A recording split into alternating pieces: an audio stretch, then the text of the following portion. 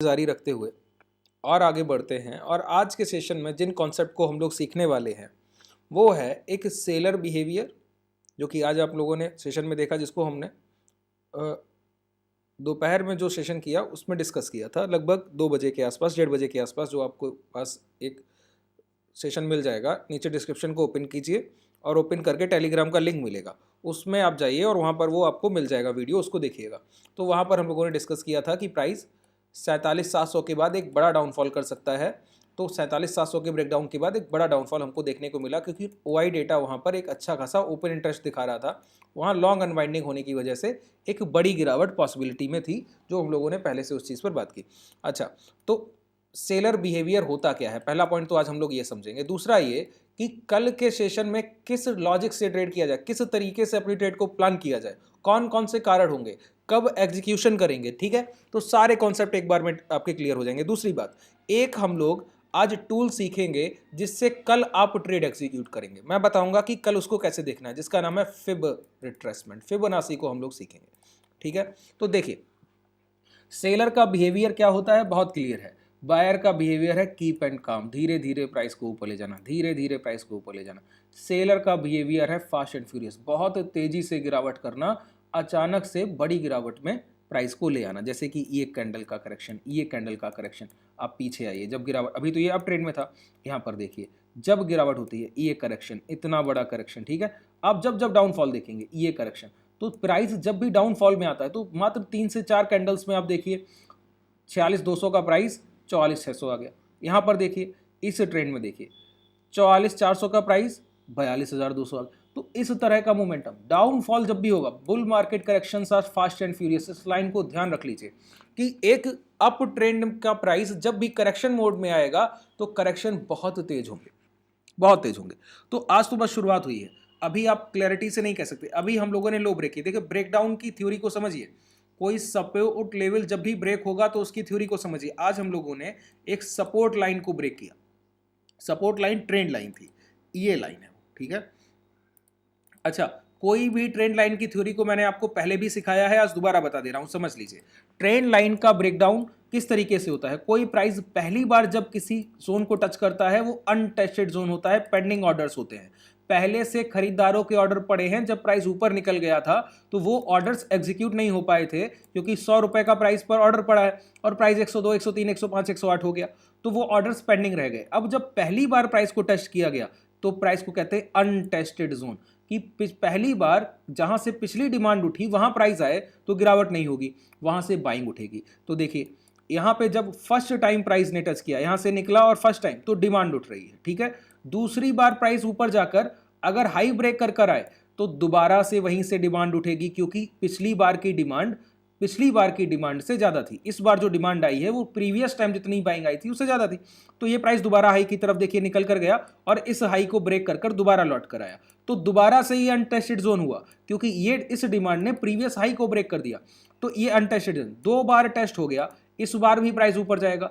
अब इस बार जाने में फिर प्राइस लौट कर आए, तो तीसरी बार में जब प्राइस लौट कर आता है तो वीक हो जाता है, और चौथी बार में जब लौट कर आता है हाई ब्रेक करने से पहले तो ब्रेक डाउन होता है। तो देखिए पहला, दूसरा, तीसरा कल हुआ और आज ये ब्रेक डाउन हो गया। अच्छा, ये एक लेवल का ब्रेकडाउन का कॉन्सेप्ट है कि प्राइस पहली बार में अप ट्रेंड की तरफ जाएगा, दूसरी बार में भी जा सकता है, तीसरी बार में पॉसिबिलिटी है कि ये टूट जाए। अगर थोड़ा सा जंप मिले और स्विंग हाई ना निकले और प्राइस लो ब्रेक कर दे, अब गिरावट होगी, ठीक है। अच्छा, गिरावट 2 तरीकों से होती है, 2 तरीकों के लिए होती है। पहला, ट्रैपिंग के लिए डाउनफॉल दिखाना कि ब्रेकडाउन हुआ और ब्रेकडाउन सस्टेन नहीं किया और प्राइस दोबारा इसी जोन में लौट आए, ठीक है। दूसरी बात, ब्रेकडाउन होने के बाद प्राइस और गिरावट करेगा, ये कैसे पता लगे, ट्रैपिंग नहीं होगी ये कैसे क्लियर हो कि कोई ब्रेकआउट हो और ट्रैपिंग नहीं होगी, कोई ब्रेकडाउन हो और ट्रैपिंग नहीं होगी, ये कैसे पॉसिबल है। ये पहचानते हैं हम लोग ब्रेकडाउन वैलिडेशन थ्योरी से। ब्रेकडाउन वैलिड होता है जब कोई प्राइस जिस कैंडल से ब्रेकडाउन करे, एक सपोर्ट लेवल को तोड़े, अगर जब उस कैंडल के लो ब्रेक होंगे तब वो वैलिड होगा और अगला मोमेंटम मिलेगा। मतलब कल अगर प्राइस को और गिरना है तो हम लोगों की शॉर्ट पोजीशन बनेगी आज के डे लो के नीचे। जब आज के डे लो ब्रेक होंगे तब हम लोग और शॉर्ट की पोजीशन लेंगे और प्राइस को और गिराने की कोशिश करेंगे, ठीक है। जो पुट बायर हैं वो पुट बाइंग कर सकते हैं, जो हैजिंग करते हैं वो हैजिंग कर सकते हैं। अगर आप लोग हैजिंग को सीखना चाहते हैं तो नीचे डिस्क्रिप्शन में कॉन्टैक्ट डिटेल है, वहाँ पे आप कॉन्टैक्ट करके हैजिंग के लिए बात कर सकते हैं और जो भी जानकारी है ले सकते हैं। हैजिंग बेसिकली वो कॉन्सेप्ट कि अगर प्राइस आपके अगेंस्ट में मोमेंटम कर जाए तो भी आप लॉस ना करें। हैजिंग में आप एडजस्टमेंट कर सकते हैं अपनी ट्रेड को और लॉस नहीं करते, ठीक है। ऑप्शन बायर लॉस करते हैं और हैजर कभी लॉस नहीं करते। हम लोग प्राइस को एडजस्ट करना जानते हैं, ठीक है। चलिए आगे बढ़ते हैं। तो अब आज के सेशन में हम लोग ये क्लियर करें कि अब आगे का मोमेंटम क्या होगा और कहां कहां शॉर्ट सेलिंग के कॉन्सेप्ट हमको देखने को मिलेंगे कि कहां हम पोजीशन बनाएं। तो पहला तरीका मैंने आपको बताया कि आज के डे लो ब्रेक होने पर हमको ये ब्रेकडाउन का वैलिडेशन होगा कि ये जो शॉर्ट सेलिंग है ये ठीक है, ठीक है। और ये लगभग तय भी लगता है कि कल के सेशन में आज के लो ब्रेक हो जाएं। तो बहुत अवेयर होकर बैठिएगा, जैसे ये लो ब्रेक हो एक अच्छा ट्रेड एग्जीक्यूट कीजिएगा, आपको वो मोमेंटम मिलेगा। अच्छा, बस इतना ध्यान रखना, पहले 2 या 5 मिनट में होता है तो थोड़ा इंतजार कर सकते हैं। जिस कैंडल से अगर पहले 2 या 5 या 10 मिनट में ये ब्रेकडाउन हो जाए, तो जिस कैंडल से ये लो ब्रेकडाउन हो, जब उस कैंडल के लो निकले 2-5 मिनट में, तब शॉर्ट कीजिएगा, ठीक है। तो एक कैंडल के लिए इंतजार कीजिएगा। अगर आधे 1 घंटे बाद ये लो ब्रेक हो रहा है तो जरूर शॉर्ट सेलिंग करेंगे। दूसरी बात, अगर स्विंग हाई से पहले प्राइस एक डाउनफॉल मोमेंटम में है तो अपने लास्ट स्विंग हाई को ब्रेक करने से पहले स्विंग लो ब्रेक कर देगा, ठीक है। तो आज कोई भी ब्रेकडाउन होगा कल के सेशन में तो किस प्राइस के ऊपर भाव नहीं ट्रेड करेगा, ध्यान दीजिए। छोटे टाइम फ्रेम पर और छोटे टाइम फ्रेम पर आ जाइए 5 मिनट पे। तो हमारे जो स्विंग हाई के प्राइस हैं वो ये लगे हुए हैं, क्या है 47,500। अगर प्राइस कल के सेशन में 47,500 के ऊपर 1 घंटे रुकने से पहले 5 मिनट के चला जाए कोई दिक्कत नहीं, 1 घंटे तक कंसोलिडेट 47,500 के ऊपर नहीं करना चाहिए। और उसके पहले आकर अगर लो ब्रेक कर दे और एक कैंडल क्लोज भी कर दे, उसके बाद भी अगर आकर लो ब्रेक कर दे, तो हम लोग शॉर्ट्स की पोजीशन लेंगे, शॉर्ट करेंगे प्राइस को और गिरावट देखेंगे। बात क्लियर हुई। अच्छा, लॉन्ग कब तक नहीं करना है? जब तक आज के डे हाई अब नहीं जाएंगे तब तक हम लोग लॉन्ग का कोई ट्रेड प्लान नहीं करेंगे। ध्यान रखिए, लॉन्ग का मतलब सी ऑप्शन बायर या इक्विटी में ईटीएफ बाई करते हो आप इंडेक्स के, तो वो करना। तो लॉन्ग का कोई पोजीशन तब तक नहीं लेना है जब तक आप आज के डे हाई ना जाए। मतलब हमारा पूरा व्यू पूरी तरीके से बियरिश है अगर प्राइस कोई एक्स्ट्रा ऑर्डिनरी मोमेंटम प्राइस में ना हो जाए। बाजार कोई बड़ा अपसाइड मोमेंटम जब तक नहीं करेगा तब तक लॉन्ग के लिए कोई हमारा व्यू है ही नहीं। सिर्फ शॉर्ट सेलिंग के लिए अवेयर होकर बैठना है। कल 2 चीजें हो सकती हैं, नियर बाय यहां पर कंसोलिडेशन हो जाए या लो ब्रेक हो जाए, ठीक है। जो भी होगा उसका हमको फायदा उठाना है। दूसरा एक और हो सकता है कि प्राइस इसके नीचे आकर लौट आए, तो वो कब होगा? अगर मॉर्निंग के पहले 10, 15, 20 मिनट में ये लो ब्रेक हुए और प्राइस आकर दोबारा इसी जोन में हो गया तो समझिए फर्दर गिरावट नहीं होगी। अब प्राइस में लॉन्ग यहां पर किए जा सकते हैं, उसके पहले नहीं। समझिए मैंने क्या बोला? मैंने कहा देखिए ये सारे कॉन्सेप्ट आप क्लासेस में सीखते हैं, यहां पर मैं उसका आपको एक शॉर्ट व्यू दे सकता हूं, ठीक है, कि ये कैसे काम करेंगे कैसे नहीं करेंगे। क्लासेस को आप लोग देखना चाहते हैं हमारे ट्रेडर्स कैसे ट्रेड करते हैं, इंट्राडे में क्या हेज की पोजीशंस की जाती हैं, तो नीचे डिस्क्रिप्शन में टेलीग्राम लिंक है, वहां पर पहले हमारे ट्रेडर्स का डाटा चेक कीजिए, ठीक है, उसके बाद आप ज्वाइन कीजिए, ऐसे मत ज्वाइन कीजिए। और मेरी लैंग्वेज से आप अगर कनेक्ट कर पाएंगे या नहीं कर पाएंगे, क्योंकि 3-4 महीने तक मैं आपको क्लासेस चलाता हूँ, डेली 1 घंटे का session, daily live market trading, ये सारी चीज़ें होती। तो अगर मैं आपको सिखा रहा हूँ और आपको सीख नहीं पा रहे हैं, मेरी लैंग्वेज से आप कनेक्ट नहीं कर पा रहे हैं, तो फिर सीखने का कोई मतलब नहीं रह जाता। तो मेरे और वीडियोज़ को जाकर पहले एक बार देखिए। इसके जो लास्ट वीडियो मैंने अपलोड किया या मूविंग एवरेज का एक वीडियो आपको इसके बाद मिल जाएगा, वो भी टेलीग्राम में पड़ा होगा, चैनल को ओपन करके देखेंगे वहाँ भी मिल जाएगा। तो 2-3-4 वीडियोज़ को देखिए, कनेक्शन बने, अच्छा समझ में आता है, आपको लगता है कि हाँ आप चीज़ों को सीख सकते हैं, तब आइए तब ज्वाइन कीजिए, ठीक है। ऐसे कोई जल्दबाजी नहीं करनी है। चलिए आगे बढ़िए। अब हमारा पूरी तरीके से व्यू क्या है? बियरिश है। लेकिन अगर प्राइस मॉर्निंग में लो ब्रेक करे और मॉर्निंग में ही लौट कर दोबारा इस जोन के अंदर आ जाए, तो जब तक डे लो ब्रेक नहीं होंगे शॉर्ट नहीं करेंगे। और अगर पहले इस जोन के कहीं भी हाई ब्रेक हो गए तो इंट्राडे में इसी डे लो के साथ लॉन्ग भी करेंगे, ठीक है, क्योंकि वो एक अलग प्राइस एक्शन का सेटअप है जिसको हमारे ट्रेडर्स बहुत ब्यूटीफुली प्राइस एक्शन को उसको ट्रेड करते हैं और कोई वहां पर लॉसेस के कंडीशन है नहीं। इसको हम लोग आगे कभी डिस्कस करेंगे। चलिए अच्छा, अब हम लोग ये देखना चाहते हैं कि किस प्राइस का रिटेस्ट हो सकता है, कि भाव ऊपर चल के कहां से टर्न अराउंड हो सकता है। दूसरी बात, ये अगर लेवल ब्रेक होंगे तो क्या ये सही लेवल है शॉर्ट करने के लिए या थोड़ा और वेट करना चाहिए, क्योंकि यहां शॉर्ट करने के बाद 47,000 का एक round figure put strike price मिलेगा, जहां पर कॉल और put writer maximum put open interest वहीं पर होगा उस समय, तो पुट राइटर प्राइस को गिरने से रोकने की कोशिश करेंगे। तो क्या ये ठीक प्राइस होगा प्राइस को यहाँ पर शॉर्ट करने के लिए, ये जानने की कोशिश करते हैं। ये हम लोग जानेंगे फिबोनाची रिट्रेसमेंट से। अच्छा, फिबोनाची रिट्रेसमेंट क्या बताता है जरा समझिए।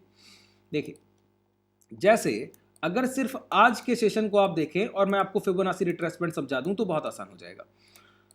जैसे यहां से प्राइस ने 47,591 राउंड फिगर मानिए 47,600, ठीक है, और 47,600 से चलकर एक हाई लगाया जो लगा 47,935। ध्यान रखिएगा, जो बोल रहा हूं एक एक पॉइंट को ध्यान से सुनिए। 47,935, तो 600 से 950 मान लीजिए इसको राउंड फिगर, ठीक है। तो 600 से 950 कितने पॉइंट्स का मोमेंटम होगा? 350 पॉइंट्स का। अच्छा, ये जो भी मोमेंटम आया है यहां पर बायर ने बाइंग की है ना, तभी तो मोमेंटम आया है। अच्छा, इतना स्ट्रॉन्ग बायर है जिसने एक सडन 350 पॉइंट का मोमेंटम लाया है, इसके अगेंस्ट में मैं कोई ट्रेड करना चाहूं कि शॉर्ट सेलिंग करना चाहता हूं, बाजार में गिरावट देखता हूं, इस मोमेंटम को कैप्चर करना चाहता हूं, तो मुझे ट्रेड को कहां एग्जीक्यूट करना चाहिए ये जानना है। वहां पर आपकी सहायता करता है फिबोनाची रिट्रेसमेंट। कैसे? अब सोचिए, मैंने किसी स्टॉक में अपनी खरीदारी की है 100 करोड़ रुपए से, 100 करोड़ रुपए से, ठीक है, और वो प्राइस मेरी खरीदारी से चलकर गया और ऊपर कहीं चला गया। अच्छा, कभी भी मेरी टोटल क्वांटिटी का अगर 60% हिस्सा डूब जाए, मतलब 100 करोड़ की मैंने खरीदारी की और 60 करोड़ मैं लॉस में चल रहा हूं, आप अगर अपने पोर्टफोलियो में कोई स्टॉक 1 लाख रुपए से खरीदें और 60% वो माइनस हो जाए, इसका मतलब क्या है? अब आपका पूरी तरह से बिलीव टूट चुका होगा ना कि अब ये रिकवरी भी करेगा। मानते हैं कि नहीं इस बात को? तो जितना पैसा आप लगाते हैं, अगर आपके आधे से ज्यादा पैसा बेच दिया जाए या आप लॉस में आ जाएं, तो समझिए अब आप कहीं ना कहीं तकलीफ में हैं। अब आप अपनी पोजीशन को स्क्वायर ऑफ करने का सोच रहे हैं, काटने का सोच रहे हैं। बात को क्लियर समझिए, ठीक है। अच्छा, बायर्स ने बाइंग की, प्राइस को 350 पॉइंट मूव किया। अगर कोई भी सेलर आकर इनकी 60% बाइंग को काट दे, इसका मतलब है लगभग इस बायर की पूरी क्वांटिटी वो सेलर काट देगा। जो आपकी 60% क्वांटिटी को काटने की क्षमता रखता है, वो पूरी क्वांटिटी को काटने की भी क्षमता रखता है। दूसरी बात, अपनी खुद की ट्रेड में 60% का डाउनफॉल देखकर बायर्स भी अपनी पोजीशंस को स्क्वायर ऑफ करके चले जाएंगे। मानते हैं कि नहीं? अभी मैंने आपका साइकोलॉजिकल पॉइंट आपको समझाया कि नहीं समझाया कि प्राइस कैसे बिहेव करता है। अगर आपका कोई ट्रेड बना हुआ है और आपकी ट्रेड में 30% लॉस है, 35% लॉस है, तो आप उसको रखे रहते हैं, पोर्टफोलियो में होल्ड करते हैं, अच्छा स्टॉक है साइज चल जाए, 40% लॉस है साइज चल जाए। लेकिन जब वही प्राइस अगर 60% के आसपास आपको लॉस दिखाने लगे, 62%, 60% के ऊपर होना चाहिए, एक अगर टेक्निकल लेवल देखा जाए तो 61.8, जिसको हम लोग कहते हैं 0.618, ठीक है, तो 61.8 या फिर 0.618। बात क्लियर हुई? अगर कोई प्राइस आपकी इतने परसेंट की बाइंग को काट दे, इसका मतलब है लगभग अब वो सेलर आपकी पूरी खरीदारी को काट देगा, पूरा पैसा आपका डूब जाएगा।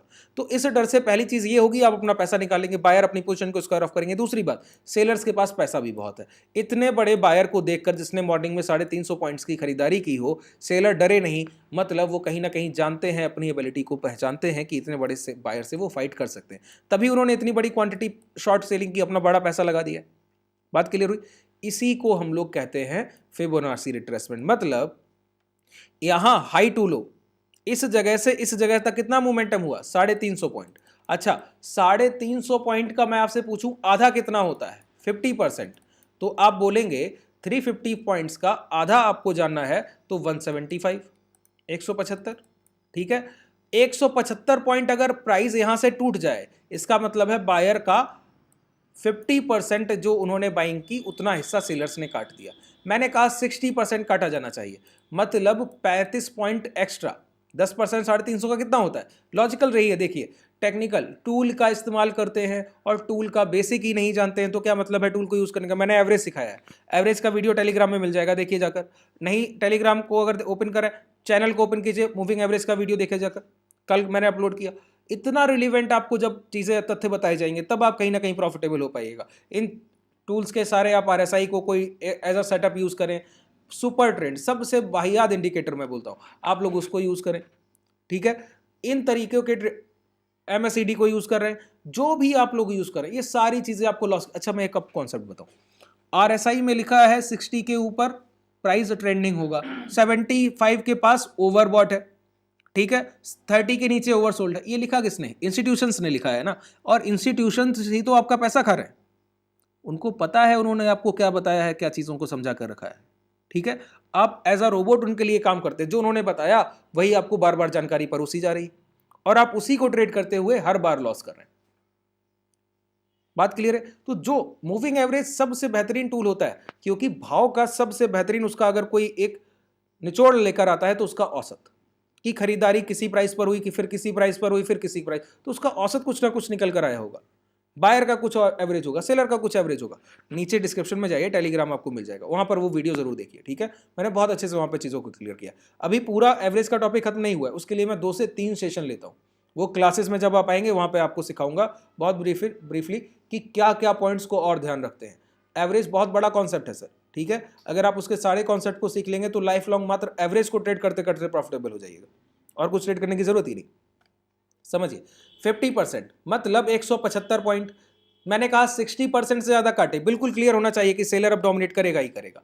तो 60% काटने के लिए 10% एक्स्ट्रा, तो 350 का 10% 35 पॉइंट, मतलब इसमें 35 पॉइंट जोड़ दीजिए तो कितना हुआ? 210 पॉइंट।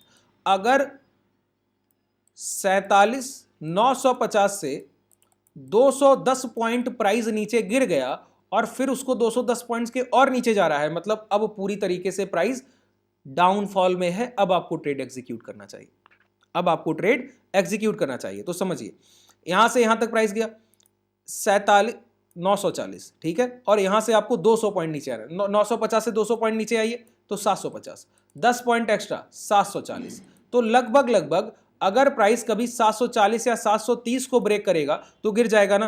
तो देखिए यहां पर 2 मिनट के टाइम फ्रेम पर आइए, जब प्राइस 47,740 के नीचे आया, इस कैंडल में, इस कैंडल से आया ना, ये डोजी बना, ये इनसाइडर कैंडल।